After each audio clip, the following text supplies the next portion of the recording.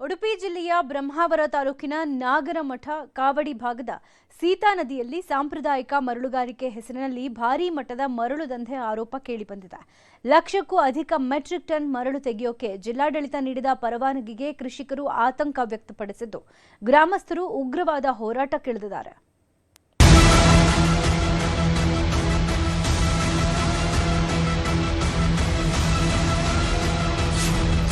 ಸಾಂಪ್ರದಾಯಿಕ ಮರಳುಗಾರಿಕೆಗೆ ಜಿಲ್ಲಾಡಳಿತ ಅನುಮತಿ. ಸೀತಾ ನದಿ ಉಳಿವಿಗಾಗಿ ಸಿಡಿದೆದ್ದ ಸ್ಥಳೀಯ ರೈತರು. ಉಡುಪಿ ಜಿಲ್ಲೆಯ ಬ್ರಹ್ಮಾವರ ತಾಲೂಕಿನ ನಾಗರಮಠ ಕಾವಡಿ ಭಾಗದಲ್ಲಿ ಹರಿಯುವ ಸೀತಾ ನದಿ ಸ್ಥಳೀಯ ರೈತರ ಜೀವನಾಡಿ. ಆದರೆ ಇದೇ ಪ್ರದೇಶದಲ್ಲಿ ಸಾಂಪ್ರದಾಯಿಕ ಮರಳುಗಾರಿಕೆ ಹೆಸರಲ್ಲಿ ಜಿಲ್ಲಾಡಳಿತ ಲಕ್ಷಕ್ಕೂ ಅಧಿಕ ಮೆಟ್ರಿಕ್ ಟನ್ ಮರಳು ತೆಗೆಯಲು ಅನುಮತಿ ನೀಡಿದೆ ಎನ್ನಲಾಗಿದೆ.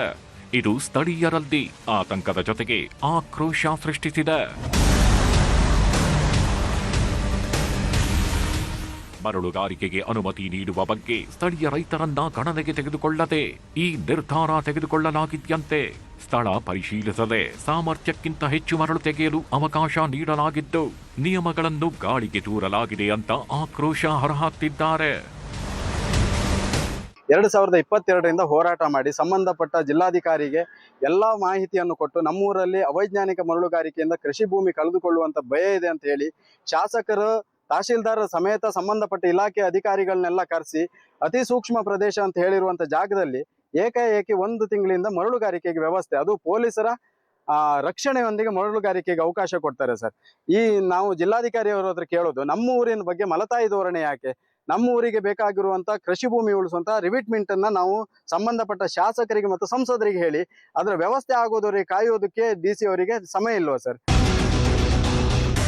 ಮರಳುಗಾರಿಕೆಗೆ ಕೃಷಿ ಭೂಮಿಯಲ್ಲದೆ ನದಿಗೆ ಸಂಪರ್ಕಿಸುವ ರಸ್ತೆ ನಿರ್ಮಾಣವಾಗಿದ್ದು, ನದಿ ಪರಿಸರದ 100 ಮನೆಗಳಿಗೆ ಮಳೆಗಾಲದಲ್ಲಿ ನೆರೆ ಭೀತಿ ಎದುರಾಗಿದೆ.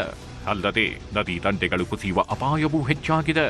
ಅವೈಜ್ಞಾನಿಕ ಮರಳು ತೆಗೆಯೋದ್ರಿಂದ ಉಪ್ಪು ನೀರಿನ ಸಮಸ್ಯೆಯ ಆತಂಕವೂ ಇದೆ. ಈ ತರ ಹೋಗಿ 5 ವರ್ಷದಿಂದ ತೆಗಿತಾ ಹೋದ್ರೆ ನಮ್ಮ ಊರೇ ಉಳಿಯುವುದಿಲ್ಲ. ಬಾವಿ, ಗೌರ್ಮೆಂಟ್ ಬಾವಿ ಸಹ ಅದು ಹೊಳೆಗೆ ಇದು ಆಗಿದೆ. 2 ಸೈಡ್ ಕೃಷಿ ಭೂಮಿ ಇದೆ, ಅದು ಸಹ ಹೊಳೆಗೆ ಹೋಗ್ತಾ ಇದೆ. ಒಂದು ಪಂಚಾಯಿತಿ ರೋಡ್ ಸರಿ ಕಟ್ಟಿಲ್ಲ. ಆಚೆ ಒಂದು 20-25 ಮನೆ ಇದೆ ಇದೇ ಗ್ರಾಮಕ್ಕೆ ಸೇರಿದ್ದು. ಆ ಜನರು ಬರ್ಬೇಕಾದ್ರೆ 300-400 ರೂಪಾಯಿ ಕೊಟ್ಟು ಒಂದು ಸೊಸೈಟಿಗೆ ಹೋಗಿ ಅಕ್ಕಿ ತರಬೇಕು. ನಮ್ಮ ಪಂಚಾಯತ್ ಅಧ್ಯಕ್ಷರಿಗಾಗ್ಲಿ ಯಾವುದು ಇದು ಅವ್ರಿಗೆ ತೋರುದಿಲ್ಲ. ಇವರಿಗೆ ಹಾಗಾದ್ರೆ ಒಂದು ಡಿಸಿ ಬಂದು ಒಂದು ಎಂತಾದ್ರೂ ಒಂದು ನಮ್ಗೆ ಕೊಡ್ಬೇಕಲ್ಲ ನ್ಯಾಯ. ನಮ್ಮ ಊರಿಗೆ ಬರುದಿಲ್ಲ ಅಂದ್ರೆ ಯಾಕೆ? ಜಿಲ್ಲಾಧಿಕಾರಿಗಳು ಮರಳು ಉದ್ಯಮಿಗಳ ಲಾಭಿಗೆ ಮಣಿದು ಅವೈಜ್ಞಾನಿಕವಾಗಿ ಪರವಾನಗಿ ನೀಡಿದ್ದಾರೆ ಅನ್ನೋ ಆರೋಪವು ಕೇಳಿಬಂದಿದೆ. ಹೀಗಾಗಿ ಗ್ರಾಮಸ್ಥರು ಜಿಲ್ಲಾಧಿಕಾರಿ ಕಚೇರಿ ಮುಂಭಾಗ ಉಪವಾಸ ಸತ್ಯಾಗ್ರಹ ಆರಂಭಿಸಿದ್ದಾರೆ. ಪರಿಸ್ಥಿತಿ ಹದಗೆಡುವ ಮೊದಲು ಸರ್ಕಾರ ಎಚ್ಚೆತ್ತುಕೊಳ್ಳಬೇಕಿದೆ.